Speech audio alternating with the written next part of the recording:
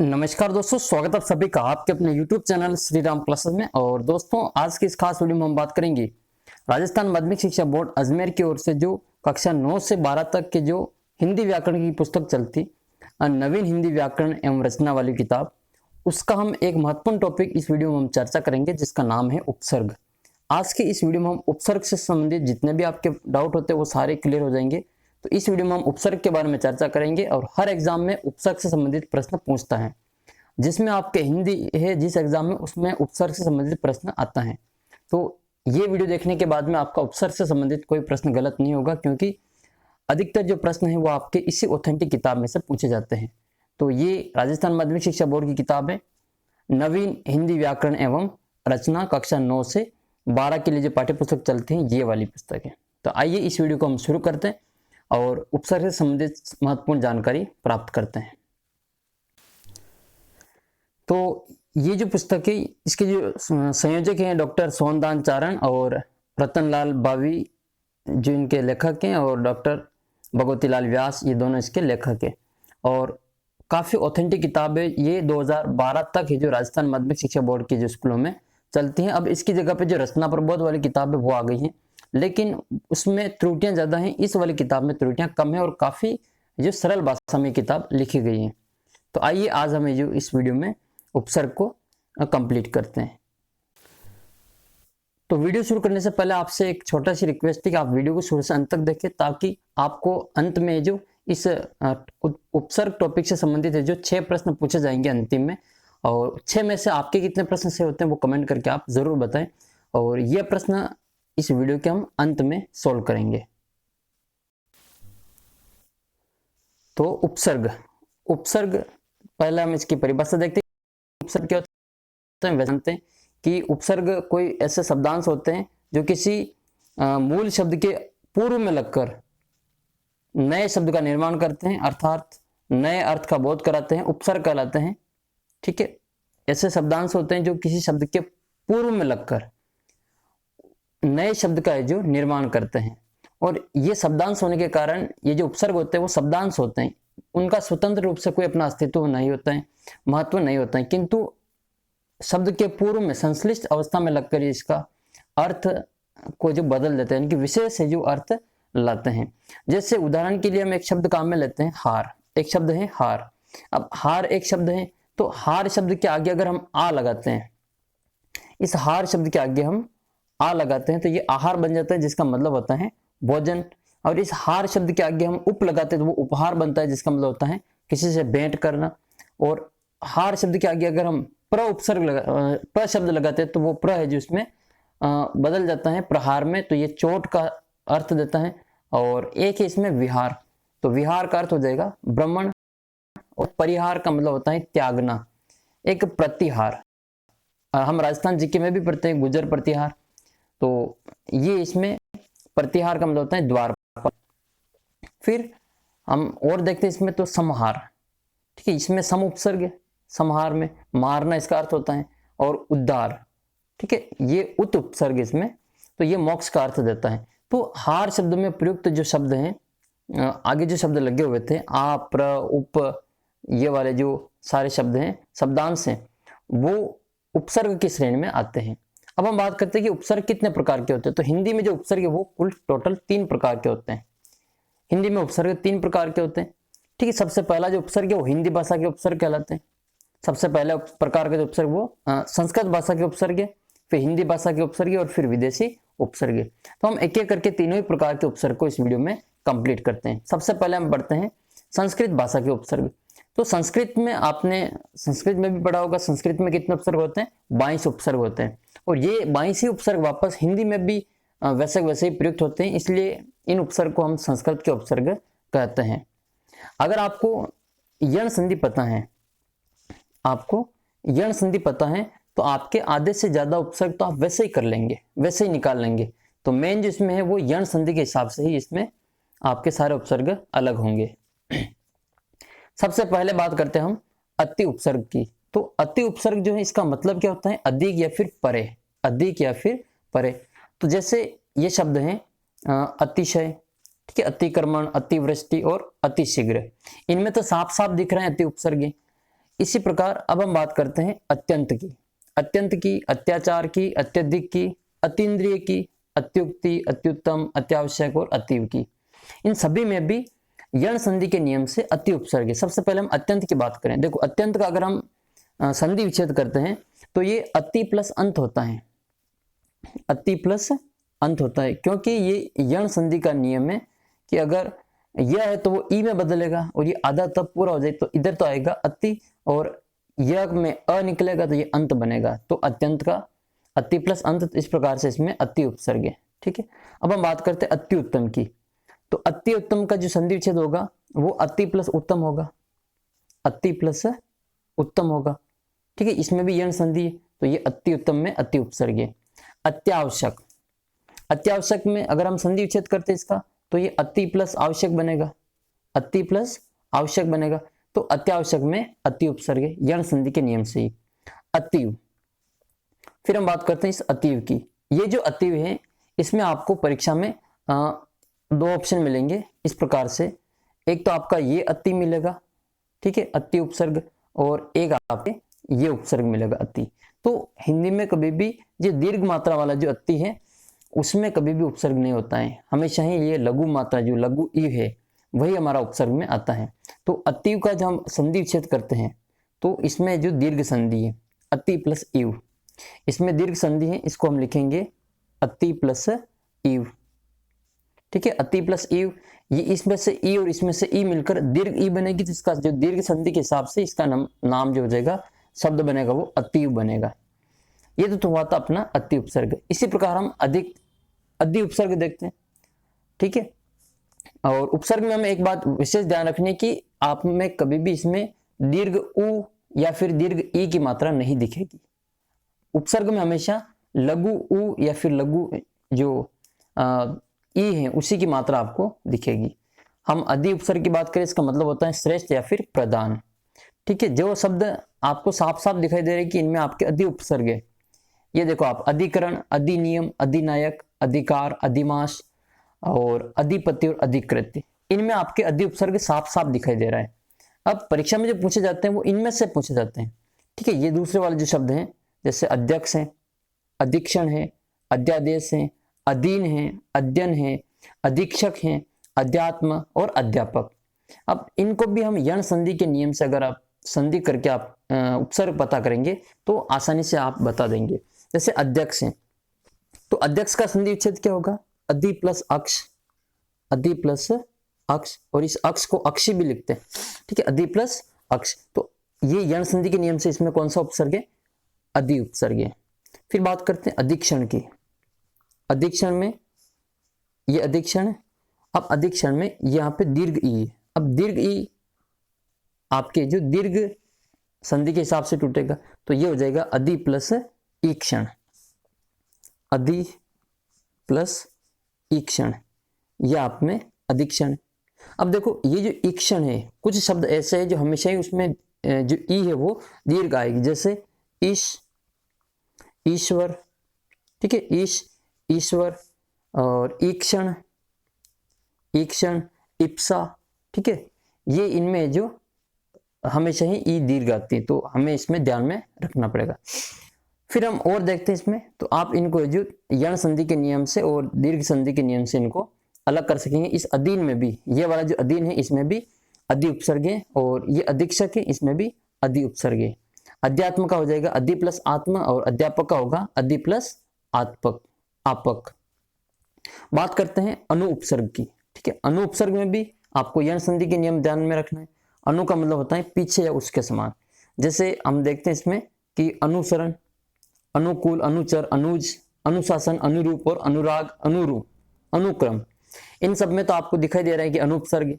लेकिन अब हम बात करते हैं इनकी, ये वाले जो शब्द हैं ये वाले, ठीक है, अन्वय। अन्वय में आपको कौन सा संधि विच्छेद, इसमें यण संधि है। अन्वय का जो संधि विच्छेद होता है वो अनु प्लस अय होता है, क्योंकि इसमें व आ रहा है तो व का उ बनता है, तो इसमें बनेगा अनु प्लस, और य व में अ की मात्रा है तो अनु प्लस अय बनेगा। देखो साफ साफ निकल गया इसमें से अनु उपसर्ग। इसी प्रकार से अन्वीक्षण, जो अन्वीक्षण है वो अनु प्लस ईक्षण बनेगा। ठीक है, अनु प्लस ईक्षण, ये अनु प्लस इक्षण बनेगा। और अन्वेषण में भी अनु प्लस एषण बनेगा, इक्षण ईषण बनेगा, अनु प्लस ईषण।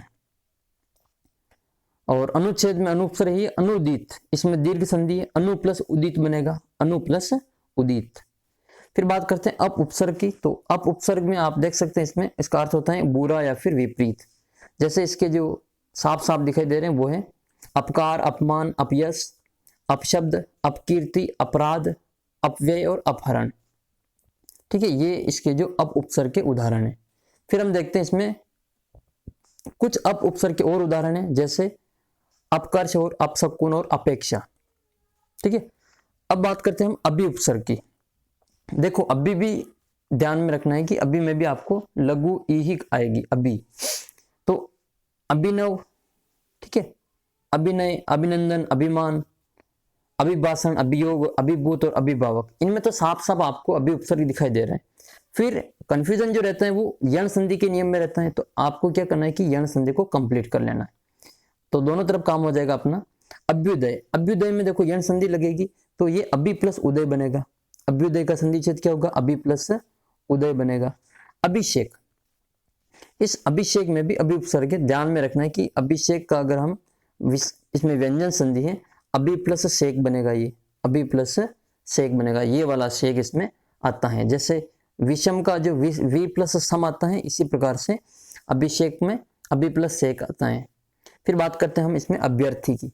तो अभ्यर्थी में क्या है, अभ्यर्थी में अभी प्लस अर्थी, अभी प्लस अर्थी, इसमें भी यण संधि है, अभी प्लस अर्थी। इसी प्रकार से अभिष्ट में, अभिष्ट में आपके दीर्घ संधि है, अभी प्लस इष्ट। अगर आपको संधि भी कंप्लीट आती है, यण संधि, दीर्घ संधि, तो आपके जो उपसर्ग हैं वो कभी गलत नहीं होंगे। तो अभी प्लस इष्ट हो जाएगा अभिष्ट का, ठीक है, दीर्घ संधि इसमें अभिष्ट। फिर अभ्यंतर, अभी प्लस अंतर, अभिप्सा, अभी प्लस इप्सा, और इप्सा हमेशा बड़ी आती है, इप्सा, इप्सा का मतलब होता है इच्छा। और एक आता है इसमें अभ्यास, तो अभी प्लस आस, अभ्यास में अभी उपसर्ग है, ध्यान में रखें, अभ्यास में अभी उपसर्ग है। फिर हम बात करते हैं अ उपसर्ग की। ठीक है, अ उपसर्ग का मतलब होता है बुरा या फिर हीन। जैसे अ, बहुत से शब्द इस अ उपसर्ग में तो कोई प्रॉब्लम नहीं है, वैसे वैसे हमें याद दिख जाएंगे। अवगुण है, अवनति है, अवधारणा, अवज्ञा है, अवगति है, अवतार, अवसर, अवकाश, अवलोकन, अवशेष, अवतरण, इन सब में आपको अ उपसर्ग आसानी से दिखाई दे रहे हैं। तो अ उपसर्ग की कोई प्रॉब्लम नहीं है, आप आसानी से दिख जाएगा। इसी प्रकार से जो आ उपसर्ग है, आ का मतलब होता है तक। आप जो अव्ययीभाव समास में पढ़ते हैं, आ जन्म, आ मरण, ठीक है, वो वाले। तो ये जो आ है वो आसानी से दिख जाएगा आपके अव्ययीभाव जो समास है उसमें। ठीक है, अधिकतर जो उदाहरण इसमें अव्ययीभाव समास के आपको दिखेंगे, जैसे आ जन्म, जन्म तक या जन्म पर्यंत, आहार, आयात, आतप, आजीवन, आगार, आगम, आमोद, आशंका, आरक्षण, और आमरण, आगमन, आकर्षण, आबाल वृद्ध और आघात, ये सभी आ उपसर्ग के उदाहरण हैं। फिर हम बात करते हैं इसमें उत उपसर्ग की। देखो इस उत में और उद में आपको कंफ्यूजन रहता है, तो उपसर्ग में कभी भी आपके जो उद उपसर्ग आए ही नहीं, इसमें आप देखना आपके उद उपसर्ग कहीं नहीं मिलेगा इसमें। ठीक है, ये माध्यमिक शिक्षा बोर्ड की किताब है और मैं आपको उसी के अनुसार बता रहा हूँ, अपनी ओर से मैं आपको कोई इसमें नया नहीं बता रहा हूँ। तो इसमें उत उपसर्ग देख सकते हैं आप, इसमें जो कंफ्यूजन रहता है और वो कंफ्यूजन आपको नहीं रखना है। तो इसमें उत उपसर्ग है जैसे, और ये भी आपको जो व्यंजन संधि के हिसाब से आपको उत उपसर्ग आसानी से हो जाएगा। तो उत का मतलब होता है श्रेष्ठ या फिर ऊपर, जैसे उत्पन्न, ठीक है, तो ये उत प्लस पन हो जाएगा। उत्पत्ति, उत प्लस पति, उत्पीड़न, उत प्लस पीड़न, ठीक है, इन सब में तो आपको साथ साथ दिखाई दे रहे हैं। उत्कर्ष में हो जाएगा उत प्लस कर्ष, उत्तम में हो जाएगा उत प्लस तम, उत प्लस तम, उत्कृष्ट में हो जाएगा उत प्लस कृष्ट, उदय में उत प्लस अय। इसी प्रकार से उन्नत में उत प्लस नत आएगा, उल्लेख में भी उत प्लस लेख आएगा। इस उल्लेख का जो संधि विच्छेद होता है वो उत प्लस लेख होता है। उल्लेख, संलेख, इन सभी में जो उल्लास, इन सभी में ये व्यंजन संधि आती है। इसी प्रकार से आप देख सकते हैं इस उद्धार में, उद्धार का जो संधि विच्छेद है वो उत प्लस हार होता है।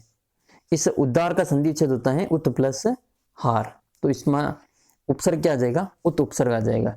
इसी प्रकार से ये उच्छ्वास की बात करें, उच्छ्वास की, तो उच्छ्वास का जो संधि विच्छेद है वो है उत प्लस श्वास, उत प्लस श्वास, उत प्लस श्वास आता है।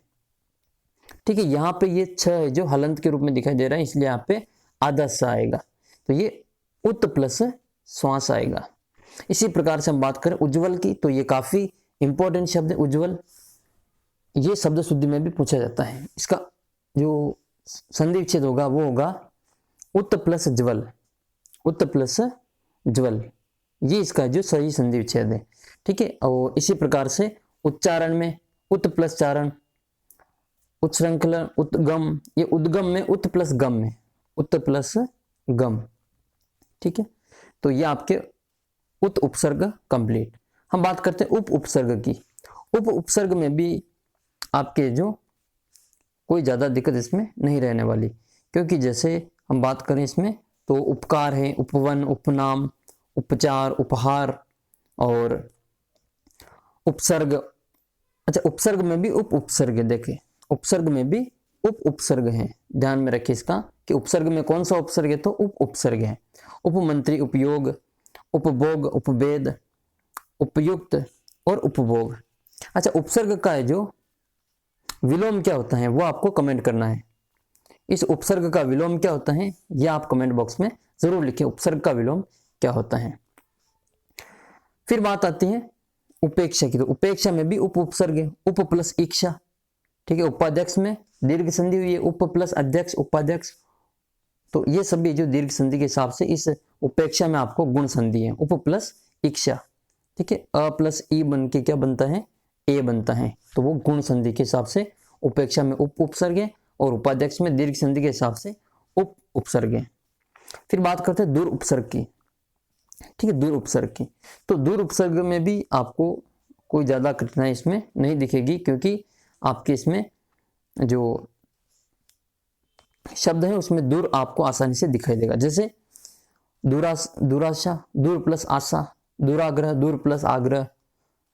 ठीक है, दूराचार, दूर प्लस आचार, दूरवस्था, ये काफी इंपॉर्टेंट है दूरवस्था वाला शब्द, क्योंकि ये शब्द शुद्धि में पूछा जाता है। कभी भी दूरावस्था नहीं होगा, दूरवस्था ही होगा। इसी प्रकार दुरुपयोग, दुर्बी संधि, दुर्गुण, दुर्दशा, दुर्भावना, दुरूह, एक शब्द है दुरूह।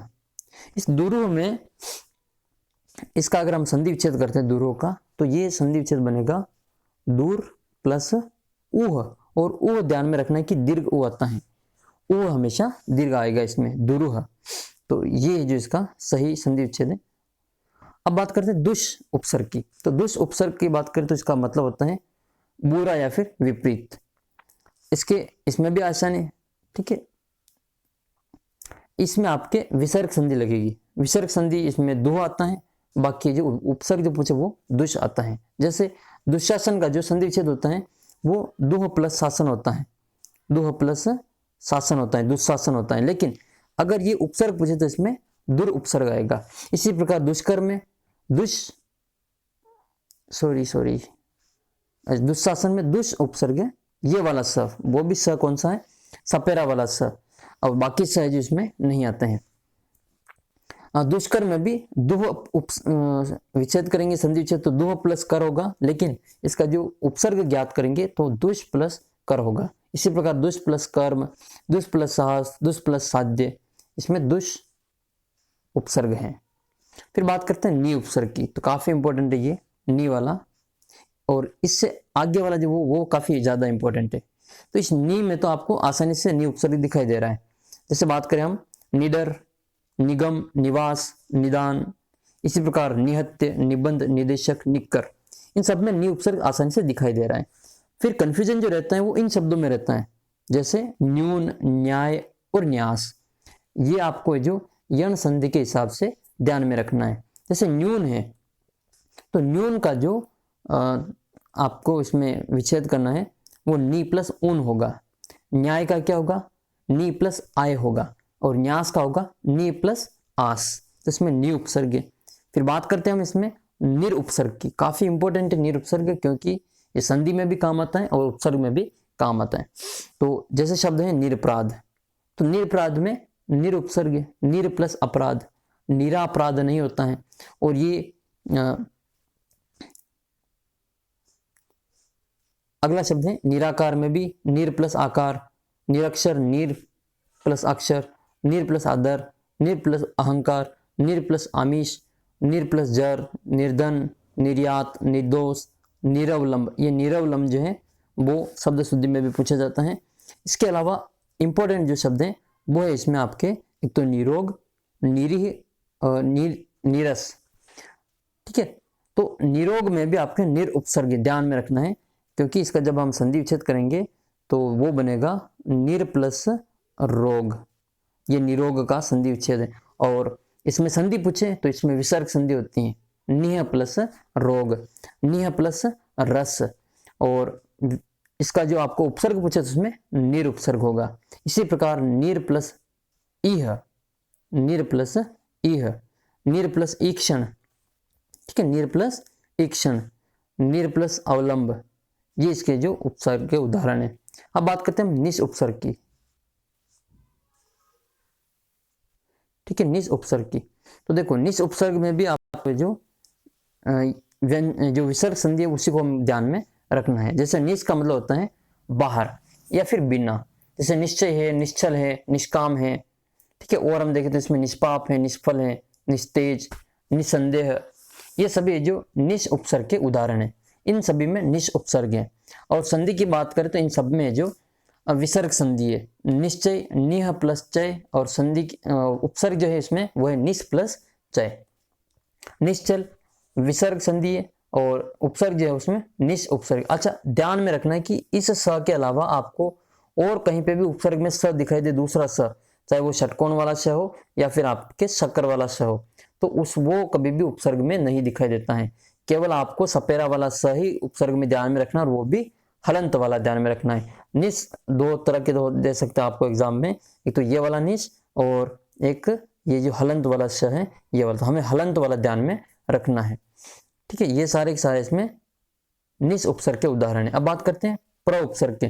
प्र उपसर्ग आसान है, जैसा नाम है वैसा इसमें सब में आसानी से दिख रहा है। इसमें प्रदान, प्रबल, प्रयोग, प्रचार, प्रसार, प्रहार, प्रयत्न और प्रभंजन, पौत्र और प्रारंभ, इन सब में प्र उपसर्ग है।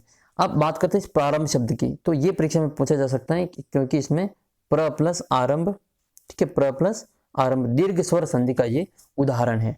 फिर हम बात करते हैं एक और शब्द आता है इसमें प्रोज्वल।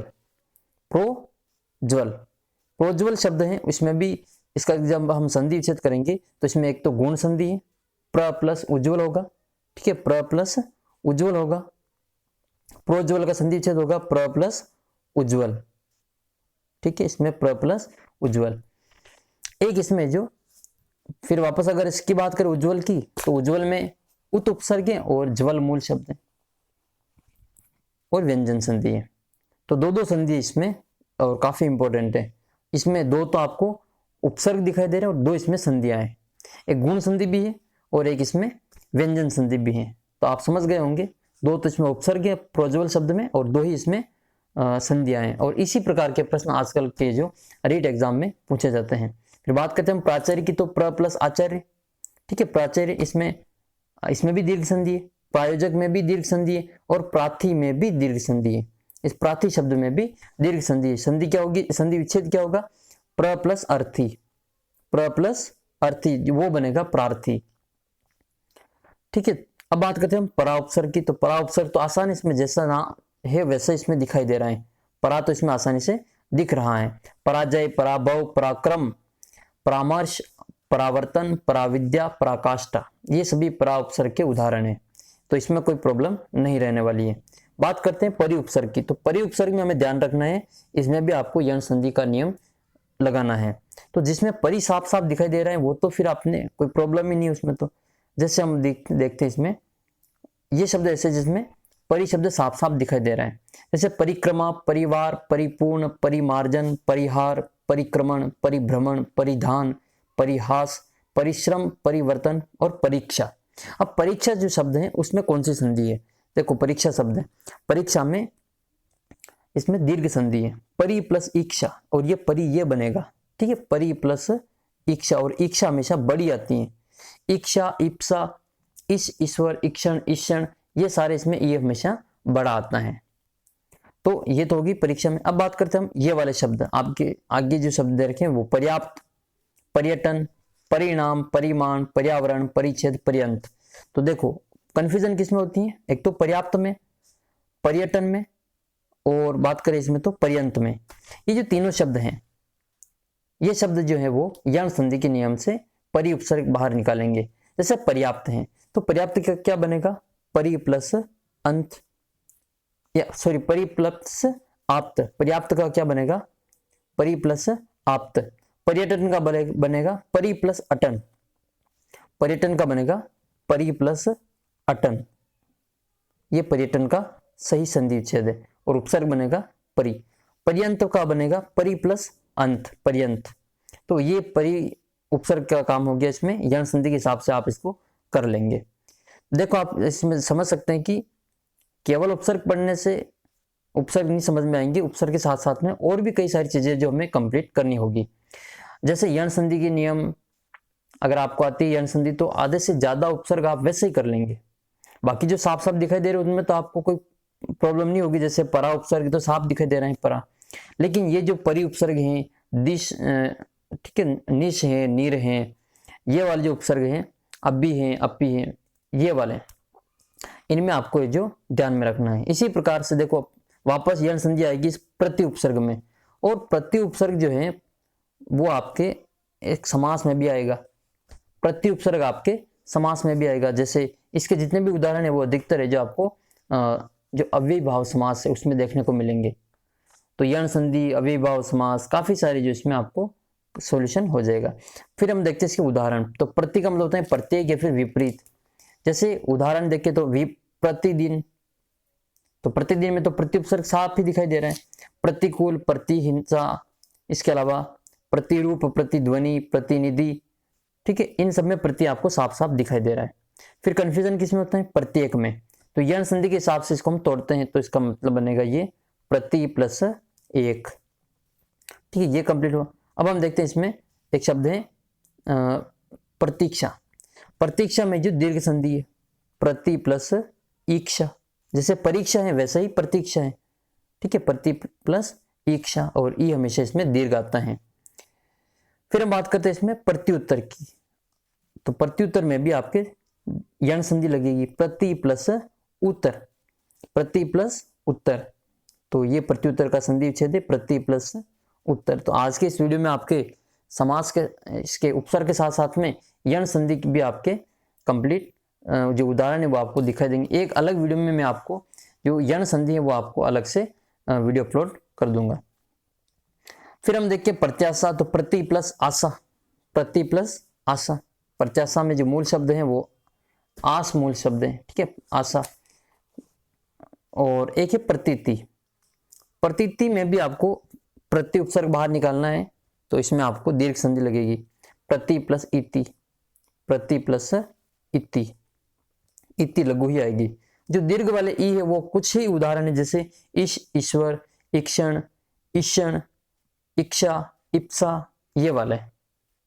इनके अलावा और किसी में अधिकतर शब्द यही है, उनको आप अच्छी तरीके से याद कर लें। फिर हम बात करें तो वी उपसर्ग की। तो वी उपसर्ग में भी आपको जो वी साफ दिखाई दे रहे हैं वो तो आपको कोई प्रॉब्लम है नहीं, उसमें तो वी उपसर्ग साफ ही दिखाई दे रहे हैं, लेकिन जो यण संधि लगेगी उसमें आपको ध्यान रखना है। ये सारे जो वी उपसर्ग साफ साफ दिखाई दे रहे हैं, विजय, विज्ञान, विदेश, वियोग, विनाश, विपक्ष, विलय, विहार, विख्यात, विज्ञान, तो इसमें तो आपकी कोई प्रॉब्लम है नहीं। फिर प्रॉब्लम किस में आती है, प्रॉब्लम आती है ये वाले में, व्यवहार, व्यर्थ, व्यायाम, व्यंजन, व्याधि, व्यसन और व्यूह। इन सब में कौन सा उपसर्ग है, तो इन सब में वी उपसर्ग है। नियम कौन सा लगेगा, अधिकतर में यण संधि लग रही है, बाकी किसी में जो दीर्घ संधि भी लग सकती है। तो सबसे पहले देखते हैं हम यण संधि वाले, व्यवहार, ठीक है। व्यवहार शब्द में आपको दो उपसर्ग देखने को मिलेंगे, ठीक है। तो व्यवहार का बनेगा वी प्लस अवहार, ठीक है, वी प्लस अवहार। तो अव को हम अलग करें, प्लस हार को भी हम अलग कर सकते हैं। तो इसमें दो उपसर्ग हैं, वी प्लस अव प्लस हार। फिर बात करते हैं हम इसकी व्यर्थ की, तो व्यर्थ में एक उपसर्ग है, वी उपसर्ग है, वी प्लस अर्थ, व्यायाम, वी प्लस, काफी अच्छा है व्यंजन। ये व्यंजन है, इसका जो विच्छेद करेंगे हम संधि विच्छेद, तो ये इस व्यंजन में यण संधि है, वी प्लस अंजन, वी प्लस अंजन। देखो शब्द व्यंजन है लेकिन संधि कौन सी इसमें, यण स्वर संधि है, वी प्लस अंजन। इसी प्रकार से व्याधि, व्याधि, व्याधि एक मानसिक बीमारी होती है। दो शब्द होते हैं, एक तो होता है आदि और एक होता है व्याधि। तो ये व्याधि जो मानसिक बीमारी से संबंधित होता है, वी प्लस आदि होगा ये। फिर व्यसन, वी प्लस असन होगा। व्यूह, वी प्लस ऊह होगा, वी प्लस ऊह। ठीक है, व्यूह, इस व्यूह में जो देखते हैं हम, एक मिनट, व्यूह का हो जाएगा वी प्लस ऊह, और ऊह इसमें मात्रा ऊ की बड़ी आएगी क्योंकि इसमें यह में जो ऊ की मात्रा बड़ी है, तो वी प्लस ऊह इसमें वी उपसर्ग है। फिर हम बात करते हैं सु उपसर्ग की। ठीक है, सु उपसर्ग में सरल अच्छा इसका मतलब होता है, और इसमें भी जिसमें सु दिखाई दे रहा है वो तो कोई प्रॉब्लम आपके करेगा नहीं, साफ साफ, जैसे सुगंध है, सुगति है, सुबोध है, सुयस है, सुमन है, सुलभ, सुशील, सुअवसर और सुक्त। ठीक है, यहाँ तक तो सु उपसर्ग साफ दिखाई दे रहा है। कंफ्यूजन जो होता है वो इन तीन शब्दों में होता है। एक तो है इसमें स्वागत, स्वल्प और सुक्ति। तो देखो ये जो सुक्ति है ये तो आपके दीर्घ स्वर संधि का उदाहरण है, सु प्लस उक्ति, सु सु उ दीर्घ उ बनेगा, तो ठीक है ये बनेगा सु, और सु इसमें लघु सु आएगा, दीर्घ सु नहीं आएगा, तो सु प्लस उक्ति। ठीक है, सु प्लस उक्ति, और उक्ति हमेशा छोटी आती है। अब बात करते हैं स्वागत की, तो काफी रटा था हमने बचपन में, यही सबसे पहले हम यण संधि का नियम में यही शब्द सबसे पहले रटा था हमने, स्वागत का सु प्लस आगत, तो सु प्लस आगत होता है यण संधि के नियम से। फिर आता है स्वल्प, तो सु प्लस अल्प, सु प्लस अल्प, ये स्वल्प का संधि विच्छेद है। इनमें जो उपसर्ग है वो सु उपसर्ग निकल के बाहर आ जाएगा। फिर बात करते हैं हम सम उपसर्ग की। सम उपसर्ग, सम उपसर्ग मतलब क्या होता है, अच्छी तरीके से या फिर पूर्ण शुद्ध। ठीक है, अब सम उपसर्ग में आपके जो व्यंजन संधि काम आएगी, सम उपसर्ग में व्यंजन संधि काम आएगी। देखो समकल्प, तो सम प्लस कल्प, संचय सम प्लस चय, संतोष सम प्लस तोष, संगठन सम प्लस गठन, समचार सम प्लस चार, संलग्न सम प्लस लग्न, संयोग, ठीक है, सम प्लस योग, समहार सम प्लस हार, संशय सम प्लस सय, संरक्षा सम प्लस रक्षा।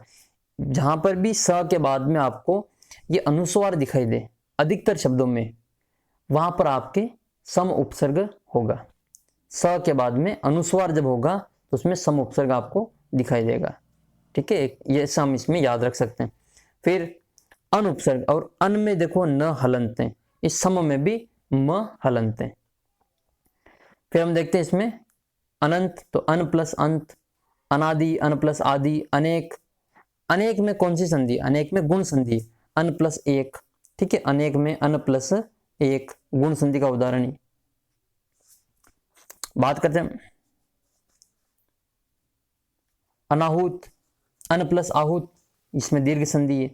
अनुपयोगी अन प्लस उपयोगी, अनागत अन प्लस आगत, और अनिष्ट अन प्लस इष्ट, अनिह अन प्लस इह, अनुपयुक्त अनुपम अनुचित अनन्य, तो अन प्लस अन्य। तो ये तो आपके 22 उपसर्ग जो वो थे वो जो आपके संस्कृत भाषा में चलते हैं। इसके अलावा भी आपके जो कुछ उपसर्ग हैं वो और संस्कृत के हिंदी में प्रयुक्त होते हैं, जैसे अंतर, तो अंतर में अंतर्गत, अंतरात्मा, अंतर्धान और अंतर्दशा, अंतरराष्ट्रीय, अंतरिक्ष और अंतर्देशीय। एक उपसर्ग आपके पुनर्, तो पुनर्जन्म, पुनर्रागमन, पुनरुदय, पुनर्विवाह, पुनर्मूल्यांकन, पुनर्जागरण। ये पुनर्मूल्यांकन, पुनर्विवाह, ये जो पुनर् वाले शब्द हैं वो आपके शब्द शुद्धि में भी काम आएंगे। फिर देखते हैं हम प्रादुर, तो प्रादुर में प्रादुर्भाव और प्रादुर्भूत इसके उपसर्ग के उदाहरण हैं। पूर्व, पूर्वज, पूर्वाग्रह, पूर्वाद्र, पूर्वाहन और पूर्वानुमान। फिर बात करते हैं हम प्राक उपसर्ग की, तो प्राक में देखो प्राकथन में प्राक प्लस कथन, प्राक प्लस कलन, प्रागैतिहासिक। देखो प्रागैतिहासिक काफी अच्छा शब्द है ये, और इसमें कई सारे आपको उपसर्ग भी देखने को मिलेंगे और इसमें प्रत्यय भी है। ठीक है, इसमें प्राक प्लस इतिहास प्लस एक उपसर्ग प्रत्यय है इसमें, प्राग देवता। तो ये संधि विच्छेद करेंगे तो इसमें व्यंजन संधि है, प्राक प्लस देवता आ जाएगा।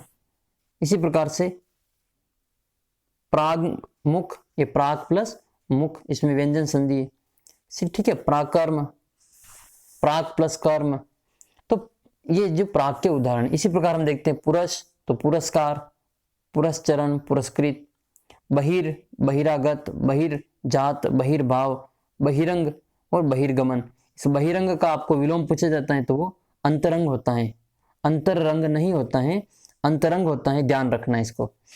बहिष्कार हो जाएगा, बहिष्कृत हो जाएगा। आत्म में आत्मकथा, आत्मगात, आत्मबल, आत्मचरित, आत्मज्ञान। इसी प्रकार से स उपसर्ग की बात करें तो स उपसर्ग में सहपाठी, सहकर्म, सहकर्मी, सहोदर, सहयोगी, सहानुभूति और सहचर। ये सहोदर है जो अपने भाई का जो पर्यायवाची होता है। ठीक है, सहपाठी, सहयोगी, सहानुभूति, सहचर, इन सब में सह उपसर्ग है। फिर हम देखते हैं स्व उपसर्ग की, तो स्व में स्वतंत्र हैं, स्वदेश हैं, स्वराज हैं, स्वाधीन हैं, स्वरचित हैं, स्वनिर्मित है और स्वार्थ हैं। स्वाधीन में कौन सी संधि है, तो स्व प्लस अधीन दीर्घ संधि है। स्वार्थ में भी दीर्घ संधि है, स्व प्लस अर्थ। ठीक है, स्वार्थ में आपको यण संधि नहीं करनी इसमें, हर बार की तरह। ये इसका जो, अगर आपको इसको यण संधि से करेंगे तो इसका मतलब क्या होगा, सु प्लस आर्थ इसका शब्द बनेगा। सु प्लस आर्थ, सु तो होता है लेकिन आर्थ जो हिंदी में कोई ऐसा शब्द होता ही नहीं आर्थ, तो इसका स्वर संधि से संधि विच्छेद होगा, स्व प्लस अर्थ। इसी प्रकार से जो पूरा उपसर्ग है वो पुरातन है, पुरातत्व है, पुरापथ है, पुराण है, पुरावशेष है। फिर बात करते हैं स्वयं, तो स्वयंभू, स्वयंवर, स्वयं सेवक, स्वयं पाणी, स्वयं सिद्ध, ये स्वयं के जो उपसर्ग के उदाहरण है। फिर आविष, तो आविष्कार है, आविष्कृत है। आविर में आविर्भाव है, आविर्भूत है। प्रातः है, प्रातः काल, प्रातः वंदना, प्रातः स्मरणी है। इसमें जो ये विसर्ग संधि के उदाहरण है सारे के सारे। इति श्री, इतिहास, इत्यादि, इतिव्रत। इति श्री किसका विलोम है, ये श्री गणेश का विलोम है, इति श्री। श्री गणेश का जो विलोम होता है वो इति श्री होता है। इत्यादि का संधि विच्छेद करेंगे तो वो इति प्लस आदि बनेगा यण संधि के हिसाब से। बात करते हैं हम इसमें अलम, तो अलम में इन सब में जो विसर्ग संधि के उदाहरण ये अलम प्लस करण, अलम प्लस कृत, अलम प्लस कार। ठीक है, इसमें सब में व्यंजन संधि के नियम है। फिर तिरस, तो तिरस, तिरस्कार, तिरस्कृत, इन सब में जो विसर्ग संधि के हिसाब से इनमें विसर्ग संधि। बाकी जो उपसर्ग की बात करते हैं इसमें तिरस उपसर्ग है। तत्, वापस आ गया ये तत् जो है वो जैसे तल्लीन है तो इसका तत् प्लस लीन हो जाएगा। तन्मय का तत् प्लस मय हो जाएगा। तद्दित का होगा तत् प्लस हित। तद्दित का जो संधि विच्छेद होगा वो तत् प्लस हित होता है, तत् प्लस हित, तत् प्लस हित। तत्काल, तत् प्लस काल, तत्सम, तत् प्लस सम, तद्भव, तत् प्लस भव और तद्रूप। इस तद्रूप का जो संधि विच्छेद होगा वो तत् प्लस रूप होगा, तत् प्लस रूप। ठीक है, दर त में बदलेगा और ये र के होगी मात्रा रूप, तत् प्लस रूप। अमावस्या, अमात्य। सत उपसर्ग की बात करें तो यह आएगा सत्कर्म, सत्कार, सदगति, सज्जन, सच्चरित्र, सद्धर्म और सदाचार। इन सब में सत उपसर्ग है। और सज्जन में भी सत उपसर्ग। जिस प्रकार उज्ज्वल में उत उपसर्ग है उसी प्रकार सज्जन में सत उपसर्ग है। सदगति में सत उपसर्ग है, सत्कार, सतचरित्र, सतधर्म, सत आचार, इसमें सत उपसर्ग है सभी में। अब हम बात करते हैं हिंदी के उपसर्गों की।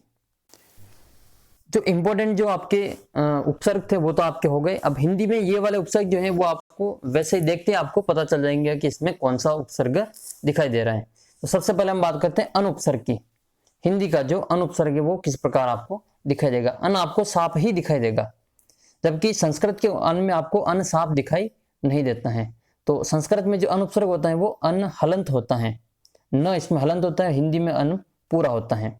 अन का मतलब होता है नहीं, जैसे अनपढ़ है, अनजान है, ठीक है। और हम देखें तो अनबन है, अनमोल है, अनहोनी है, अनदेखी है, अनचाहा है, अनसुना है, ये सभी अन उपसर्ग के उदाहरण है। फिर हम देखते हैं अद उपसर्ग की। अद का मतलब होता है आधा, अद का मतलब होता है आधा, जैसे अधमरा, अधपका, अध जला, अध गला, अध कचरा, अध खिला, अध नंगा, ये सभी अद उपसर्ग के उदाहरण हैं। फिर नेक्स्ट है उ उपसर्ग में। तो उ उपसर्ग के कई प्रश्न पूछे गए हैं, जैसे उचक्का, उजड़ना, उछलना, उखाड़ना, उतावला, इन सभी में उ उपसर्ग साफ दिखाई दे रहा है। फिर बात करते हैं इसमें ऊन उपसर्ग की। तो ऊन का मतलब होता है एक कम। ये जितने भी आपके 70, 80, 90 इनसे पहले वाला जो अंक होता है उसको दर्शाने के लिए ये काम में लिया जाता है। तो उन जैसे 29, 19, 29, 19, 39, ये 39 नहीं होता है, 39 होता है। एक मिनट, यहाँ पे ये 39 नहीं होता है, यहाँ गलत लिखा हुआ है, ये 39 होता है, ठीक है। 39, ये 39, 1 + 40, 59, 79। इसी प्रकार से अव जो उपसर्ग है वो अवगुण, अवगढ़, अवसर, अवगट और अवतार, इसमें अव आपको साफ साफ दिखाई दे रहा है। कु उपसर्ग भी आपको यहाँ पे साफ साफ दिखाई दे रहा है। कुरूप, कुकर्म, कुकर्म, कुपुत्र, कुख्यात, कुमार्ग, कुचाल, कुचक्र, कुरीति। चौ में चौराहा, चौमासा, चौपाया, चौरंगा, चौकन्ना, इसके अलावा चौमुखा, चौपाल, ये सभी चौ उपसर्ग के उदाहरण हैं। पच, जैसे पचरंगा, पचमेल, पचकुटा, पचमंडी, पचमड्डी, ये जो पच के उदाहरण हैं। फिर पर उपसर्ग। पर उपसर्ग में देखिए हम तो इसमें आएगा जैसे परहित, परदेसी, परजीवी, परकोटा, परदादा, परलोक, ये सभी है जो पर उपसर्ग के उदाहरण हैं।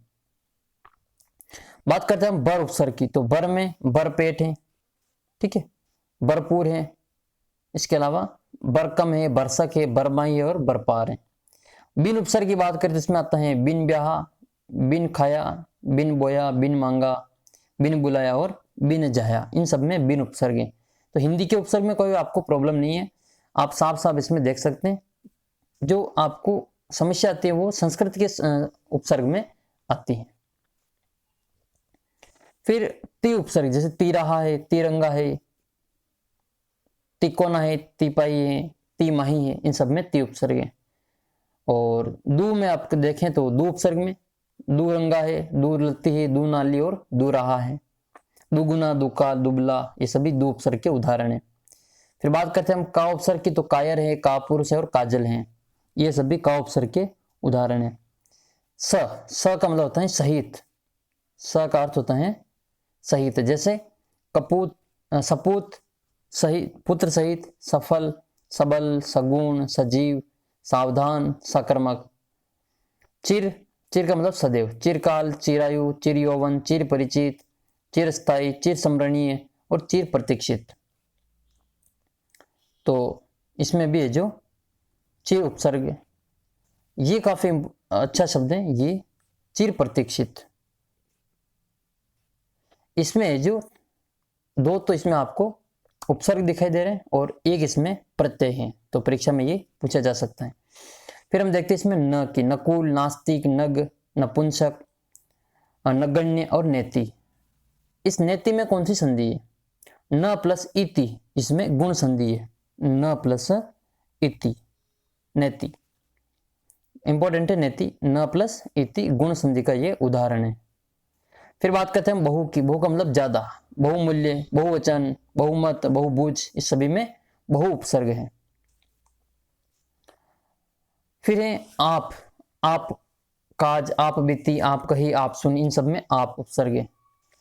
फिर है इसमें नाना। तो नाना प्रकार, नाना रूप, नाना जाति, नाना विकार। फिर एक क उपसर्ग में कपूत, कलंक, कठोर, ये सभी में जो क उपसर्ग है। सम की बात करें तो समतल है, समदर्शी है, समकोण है, समकक्ष है, समकालीन और समग्र है। फिर हम बात करते हैं इसमें विदेशी उपसर्गों की। अब उपसर्गों की, तो विदेशी उपसर्ग वे हैं जो हिंदी के अलावा विदेशी भाषाओं से लिए गए हैं। जैसे हम बात करते हैं बे उपसर्ग की, बे का मतलब होता है रहित। ये उर्दू के, फारसी के, अरबी के, इनके, अंग्रेजी के दिए गए हैं। जैसे बे उपसर्ग है, बे का मतलब होता है रहित। जैसे बेघर, बेवफा, बेदर्द, बेसमझ, बेवजह, बेहया, बेहिसाब, ये सभी उर्दू के जो उदाहरण हैं। फिर दर, दर का मतलब होता है में, ठीक है। जैसे दरअसल, दरबार, दरखास्त, दर हकीकत, दरमियान, ये सभी दर उपसर्ग है। इसी प्रकार बा का मतलब होता है सहित, बाइज्जत, बामुलाइजा, बाअदब, बाकायदा, इन सभी में बा उपसर्ग है। फिर है कम, कम का मतलब अल्प, थोड़ा, कम अक्ल, कमजोर, कम उम्र, कम समझ, कम वक्त, ये सभी उर्दू, अरबी, फारसी, इनके जो उपसर्ग हैं। जैसे ला उपसर्ग की बात करें तो लाइलाज, लावारिश, लापरवाह, लापता, लाजवाब, इनमें ला उपसर्ग हैं। ना, नापसंद, नाकाम, नाबालिग, नाजायज, नालायक, नाराज और नादान। हर उपसर्ग की बात करें तो इसमें आएगा हरदम, हर वक्त, हर रोज, हर हाल, हर मुकाम और हर घड़ी। फिर इसमें खुश मतलब श्रेष्ठ, खुशनुमा, खुशहाल, खुशबू, खुशखबरी और खुशमिजाज। बात करें बद का मतलब बुरा, बदबू, बदचलन, बदमाश, बदमिजाज, बदनाम और बदकिस्मत। सर उपसर्ग की बात करें तो इसमें आएगा सर का मतलब मुख्य, सर का मतलब होता है मुख्य, सरगना, जैसे तो सरपंच, सरदार, सरताज और सरकार। बस तो मतलब बहित, सहित, बखूबी, बतौर, बशर्त, बदौलत, मतलब उसके साथ में, सहित। बिला का मतलब होता है बिना, बिला कसूर, बिला वजह, बिला कानून, ये सभी बिला उपसर्ग हैं। बेश, अत्यधिक, बेश कीमती, बेश कीमत। फिर नेक, नेक का मतलब भला, नेक राह, नेक नाम, नेक दिल, नेक नियत। एन, एन वक्त पर मना करना, जैसे एन वक्त, एन जगह, एन मौके पर। हम मतलब साथ, हमराज, हमदम, हम वतन, हम सफर, हमदर्द। फिर आता है अल, तो अल निश्चित, अल गरज, अलविदा, अलबत्ता, अलबत्ता। फिर अब जो है वो एक और है इसमें गैर, गैर हाजिर, गैर मर्द, गैर वाजिब। अब जो आपके सामने जो उपसर्ग दिखाई दे रहे हैं वो अंग्रेजी के उपसर्ग हैं। हेड का मतलब प्रमुख, head master, head office, head boy. Half आधा, हाफ कमीज, half pant, half ticket, half shirt. सब का मतलब उप, सब registrar, sub committee, sub inspector. को का मतलब सहित, कोऑपरेटिव, कोऑपरेशन, को एजुकेशन। तो ये जो थे वो सारे के सारे आपके उपसर्ग से संबंधित कुछ मैटर था। और अब हम बात करते हैं, इसमें 6 प्रश्न है ये। अब 6 में से आपके कितने प्रश्न सही होते हैं वो आपको कमेंट बॉक्स में लिखकर बताना है। अगर आपने इसे ध्यान से सुना है तो आपके इसमें से कोई भी प्रश्न गलत नहीं होगा। फिर भी हम देख लेते हैं इन प्रश्नों को। सबसे पहला प्रश्न है, निम्नलिखित में से किस में अन उपसर्ग का प्रयोग हुआ है? इनमें से किस में अन उपसर्ग का प्रयोग हुआ है? ऑप्शन क्या क्या है? अनुजचर, अनुज, अनुपयोगी, अनुगामी। देखने में तो सभी के सभी अनु उपसर्ग लग रहे हैं इसमें, लेकिन एक उपसर्ग, एक शब्द ऐसा है जिसमें अन उपसर्ग का प्रयोग हुआ है। पहला वाला तो अनुचर होगा नहीं इसमें, अनुज भी नहीं होगा, अनुगामी भी नहीं होगा। इसका जो सही उत्तर है वो अनुपयोगी होगा। इसका जब हम विच्छेद करेंगे, संधि विच्छेद, तो ये अन प्लस उपयोगी बनेगा, अन प्लस उपयोगी।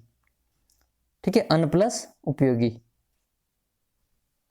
तो ये दीर्घ संधि के हिसाब से इसका सही उत्तर हो जाएगा अन प्लस उपयोगी। फिर दूसरा है, इसमें फर्स्ट में जो सी सही है, ग वाला, अनुपयोगी।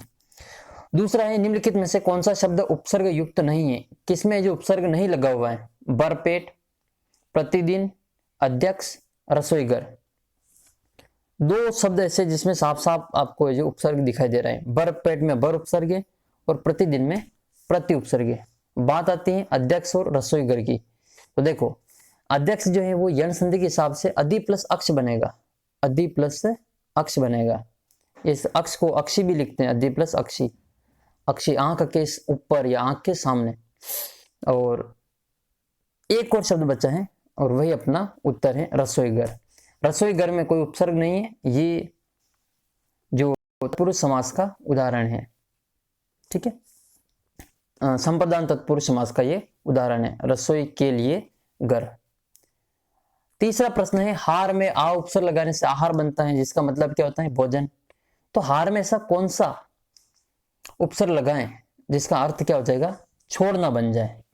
तो जैसे हा में आ लगा तो आहार बना, आहार का मतलब हुआ भोजन। अगर उप लगाए तो उपहार बनेगा, उपहार का मतलब क्या होता है, भेंट। विहार, विहार का मतलब होता है घूमना। प्रतिहार, प्रतिहार का मतलब रक्षा करने वाला, द्वारपाल। एक होता है परिहार, तो परिहार का मतलब होता है छोड़ना, परिहार का मतलब होता है छोड़ना। तो परि में हार उपसर्ग लगेगा, सॉरी हार में परि उपसर्ग लगेगा तो वो परिहार बनेगा, जिसका अर्थ क्या निकलेगा, छोड़ना। अगला है 19, शब्द है 19। इसमें जो आपको कौन मूल शब्द और उपसर्ग है उसको पृथक करना है। तो देखो 19 में उत प्लस निस तो नहीं बनेगा, ठीक है, और उन प्लस 20, उन प्लस 20, उन प्लस इस, तो ये भी नहीं बनेगा, डी वाला भी नहीं बनेगा, तो फर्स्ट वाला भी नहीं बनेगा। अब 19 में उन और 20 और उन और 20, वैसे ये शब्द संख्यावाची जो शब्द हैं वो हिंदी के उपसर्ग में ही आते हैं, वो उन प्लस 20 और ये उन प्लस 20, ये तो संस्कृत का उपसर्ग हो गया, और संस्कृत में इस प्रकार से संख्यावाची शब्द नहीं। तो ये आपने हिंदी वाले उपसर्ग में पढ़ा है, ऊन प्लस 20, ऊन का मतलब होता है कम, एक कम, 20 में एक कम 19, तो इसका ख वाला उत्तर सही हो जाएगा। नेक्स्ट है 5वां प्रश्न, दुष्कर्म शब्द में कौन सा उपसर्ग का प्रयोग हुआ है। तो ध्यान में रखना है कि इसमें देखो दो उपसर्ग में तो हमने पढ़ा ही नहीं है, दो तो इसमें अगर पूछे कि इसमें संधि विच्छेद तो दुह प्लस कर्म होगा, लेकिन ये वाला उपसर्ग भी हमने जो उपसर्ग में नहीं पढ़ा है, तो दुष भी नहीं पढ़ा है ये वाला। हिंदी में केवल एक ही उपसर्ग होता है स में, और वो है दुष, ये वाला, तो ख इसका सही उत्तर हो जाएगा। अंतिम प्रश्न है 6, संस्कृत में मुख्यतः उपसर्ग माने गए 20, 22, 18, 30। तो संस्कृत में कितने उपसर्ग माने गए, तो संस्कृत में 22 उपसर्ग माने गए हैं। संस्कृत में कितने उपसर्ग माने गए, 22 उपसर्ग माने गए। कुछ शब्द हैं जिनको हम उपसर्ग को मूल शब्दों से अलग करते हैं, जैसे अनंत में एक तो अन उपसर्ग है और एक अंत मूल शब्द है। फिर देखते हैं अलम का अलंकार, तो इसमें अलम मूल जो उपसर्ग है और कार इसमें मूल शब्द है। प्रातः काल इंपॉर्टेंट है, ये विसर्ग संधि है इसमें, प्रातर प्लस काल, प्रातर, ठीक है, प्लस काल, ये इसका जो उपसर्ग है। निश्चय, तो इसमें निश्चय में कौन सा उपसर्ग है, निश, और निश भी कौन सा, सपेरा वाला स, निश प्लस चय। उद्धार, उद्धार में क्या है, उत प्लस हार, तो इसमें उत उपसर्ग है। इसी प्रकार से परीक्षा, तो परि प्लस ईक्षा, परि प्लस ईक्षा, परि उपसर्ग है।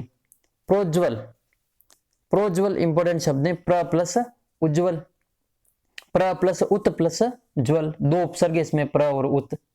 इसी प्रकार से प्रागैतिहासिक जो शब्द हैं इसमें भी आपके प्राक उपसर्ग है। स्वागत में आपके सु उपसर्ग है, स्वागत में सु प्लस आगत यण संधि के हिसाब से। अन्वीक्षण अनु प्लस ईक्षण यण संधि के हिसाब से।